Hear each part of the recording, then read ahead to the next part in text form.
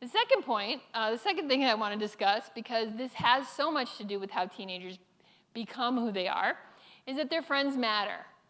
Seriously. Like, a lot. Like, all the time.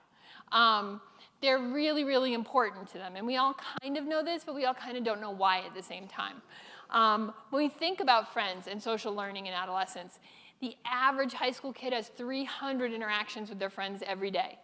And then they go home, and one of the first things they want to do, text, message, Snapchat. You've got to talk to those people. We did it with the telephone. I don't know if any of you remember trying to pull the telephone cord into a private space to rehash the day, and your parents are like, what could you possibly have to talk to those people that you just spent all day with? If you're a healthy teenager, the answer is everything. Have any of you ever watched a movie with a 3 or 4-year-old? Once, or twice, or 60,000 times? Like, seriously? Again? Oh, please, Mama. All right, okay. Why? Well, they don't have a 2-hour memory. Adults have about a 2-hour working memory. So our movies are about 2 hours. And think about it, any movie over 2 hours better be good, because your memory's done, and you want out. So unless it's super interesting, it better be good.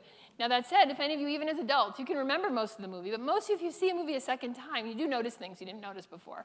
So our memory's not perfect, but children, small children, are literally encoding tiny, like 5-minute bits while they're missing a good 15, and then they tune back in. And I'm like, oh, look at that. So every time they watch it, they do get a new movie. Now, how does this relate to middle school? Think of all the interactions in a day that happen in middle school.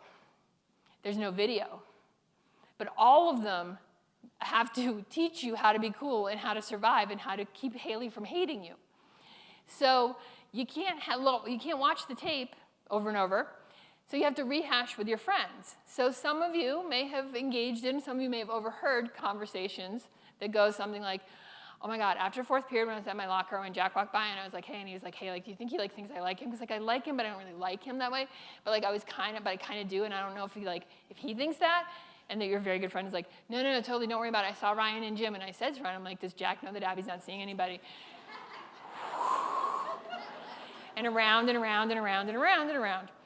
And if you overhear some of this stuff, you're like, you're still talking about that? You were talking about that half an hour ago. It serves a very, very important purpose. It's a rehash. And I'm sorry, I don't want to be sexist. That's the girl version. The guy version usually involves bouncing a basketball or having a game controller. Do you think Cameron's hot? Yeah. Cool. That's the same conversation. I have brothers. I've done the research. Same thing. I'm bouncing. I'm super pissed off at Tom. Yeah, he's a dick. Yeah. Same conversation. But you learn how to walk and talk. Teenage groups of friends walk very similarly. You develop your slang as a teenager. And your slang geographically, chronologically locks you to your peers. So be careful where you use it. If I told you guys that last night when I got here just in time to go to a Wicked Pissa. Does anyone know what I did? Oh, there are a few people from the Northeast around here. In Boston in the 1980s, that would be considered a really fun party. Now, whether it was so fun you peed your pants, or it was so fun you became intoxicated in a British sense, I can't say. I don't know. I used the expression. But be careful where you use it. I gave this talk once, and I used that example, and a guy, like, way up in the back of this room of, like, 500 people jumps up to his feet and is like, "Go Sox!" And I was like... So when you call for your people, use it sparingly, judiciously, keep in mind. But that slang, it keeps you with your people. If any of you are super up-to-date on texting, you need a hobby because it's not yours. Texting is not ours. The basics, the fundamentals, in order to keep current with our children and grandchildren and friends, we should know the basic stuff.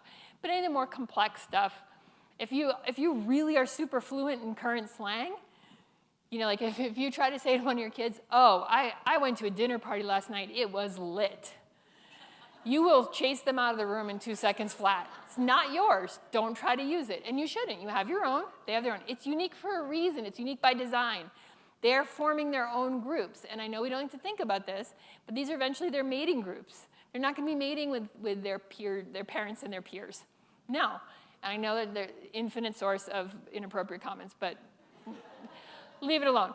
It's biologically, it makes a lot of sense. Like, you should be developing your own crew, your own walking style, your own dressing style, your own speech. So when we think about this, why do we always have to go negative on it? And if it's so important and it's so influential, what's happening in the brain? If these things matter so much, there must be a brain piece to it. So my lab wanted to look at it. So we had some teens come in, and we said to them, we're going to have you on a website. One of the great things about teens right now is they think they can be online anytime, any place. This is all fake, all photographs. No one was online. It was all pre-planned. And we said, we're just going to ask you some opinion questions. There are no right or wrong answers. Just give us a choice. But you know, the MRI environment is very noisy, and you're going to have 4 buttons to press, which can be confusing. So we want to give you a dry run where you can see the website and give it a try. And this website keeps track of people your age in the area. And at any time, there may be a couple hundred people on, but they're your age.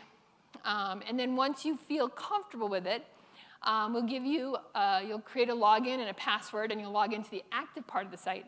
And the only difference in the second run is that once you answer, you'll get to see what percentage of people agreed with you. And here's the manipulation in the study. I have to tell you, though, that the way the website works is it may randomly randomly pulls up answers to post. There is a chance that your answer will be seen by other people online. That's it. That's all it took. 100% of our participants believed they were online, and more than 80% believed at least one of their answers would be shown. And when I asked them, I was like, but they're all login names. They're not even your actual names. Teenagers were like, oh, I knew who half those people were, which is hilarious because we made all of these names up. They're like, everyone knows everyone's logins. Everyone knows everything. Like, you can totally tell. Okay? But the manipulation did work. What's happening in the brains? Well, when they think they're alone up there in the top, when they think they're by themselves, you see a lot of activity in the prefrontal cortex, just like you would in adults doing the same task. The only manipulation was your answer might be seen by your peers. And what you see down below is the amygdala, and you see bilateral insula, both sides of the insula, both sides of that gut, going bonkers, because Haley might see my opinion. This is a brain system, by the way. Keep in mind, this reaction to your peers maybe seeing you, this amygdala and insula could not activate to lighting your hair on fire. This is the same pieces of brain that are like, but oh my God, online with Haley, oh God. So I ask you to think about something. You know, when I've never had a parent approach me and say, you know, ever since Sarah joined the math team, it's just been straight downhill. She's hanging around with mathletes and factoring equations. And no, that doesn't happen. We don't think about, we actually, even in psychology, we have scales to measure resistance to peer pressure. But who do we learn best from? If any of you are older siblings, you know how much you were copied. You know, and if you're younger siblings, you know how quickly you learned from watching older kids. Kids learn so fast from others, and I just showed you their brains love it. So why do we think of it as a negative thing? And in fact, I can tell you, and I actually found this online getting ready to come down here. This is a local charity that's awesome. I can tell you on Saturday, if all your friends are volunteering, guess where you're doing? You're volunteering. If none of your friends do drugs, and you sit down with them and you're like, hey, let's go get some crack, they're all going to look at you like, what? And you're like, I'm kidding. It's not going to happen. We forget how many things go right when peer learning, instead of peer pressure, it's peer learning. How many of you as young people in your high school knew a lot more about the seniors than when you were a senior? No one knows the freshmen because they don't matter. We don't even know if they're going to survive. But the seniors, if you've gotten to be a senior, you must know a couple things. The younger students know all the seniors and their drama and who they go out with and what sports they play and everything about them. Why don't we capitalize on that more? We cannot be friends with teenagers. Teenagers have their own friend groups. But we can be the adults in the environment that sort of help enable the good stuff to happen. And we just don't know quite how yet.